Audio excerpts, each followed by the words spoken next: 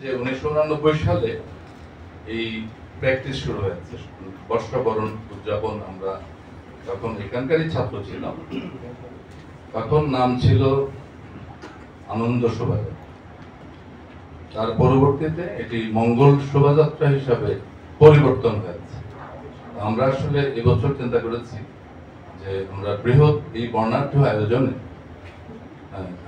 বাংলাদেশের সকল সাংস্কৃতিক কর্মী যারা আছে, সকল শ্রেণী পেশার মানুষদের আশা আকাঙ্ক্ষা, ভালো লাগা, ভালোবাসা যে ছায়াতলে দাঁড়াবে, যে ব্যানারের নিচে থাকবে, সেখানে পরিবর্তনের প্রসঙ্গটি নিয়ে আমরা আগে যেভাবে হয়েছিল, আপনার ইতিহাসে দেখবেন 1989 সালে যে আয়োজনটি হয়েছিল সেটির স্বতঃস্ফূর্ততা কতখানি ছিল এটা বিশ্লেষণের বিষয়। আপনারা নিশ্চয়ই অনেকে জানেন।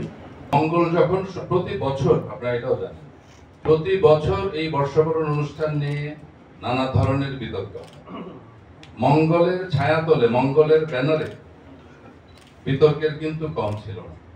তার মানে আমাদের এই ভূখণ্ডে যারা বসবাস করে প্রত্যেকটি শ্রেণী পেশার মানুষ কিসের মধ্যে দাঁড়াবে, কিসের মধ্যে আমাদের কালচারাল, আমাদের অ্যাক্টিভিটি গুলোকে রিফ্লেকশন করবে, আমরা প্রাণে প্রাণে মিলে বর্ষকে বরণ করব, সেই জায়গাটাই আসলে বিবেচ্য।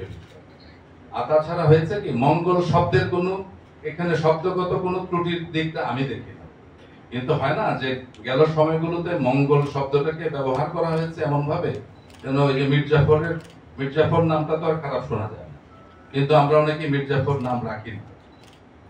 একটা ফেসিবাদী শাসন ব্যবস্থার এই মঙ্গল শব্দটাকে এমন ভাবে মানে চর্চায় নিয়ে এসেছে, এটা যথেষ্ট রকম কিন্তু ব্যাড ফিলিংস কাজ করছে সোসাইটির বিভিন্ন ধরনের মানুষ। তো আমরা চাই আমরা এই অতীতে ফিরে যেতে, যেখানে সকল মানুষের অংশগ্রহণ ছিল এবং স্বতঃস্ফূর্ত অংশগ্রহণ ছিল, যেখানে সাংস্কৃতিক জায়গার মধ্যে কোনো রাজনৈতিক মানে আগ্রাসন ছিল না। ধন্যবাদ।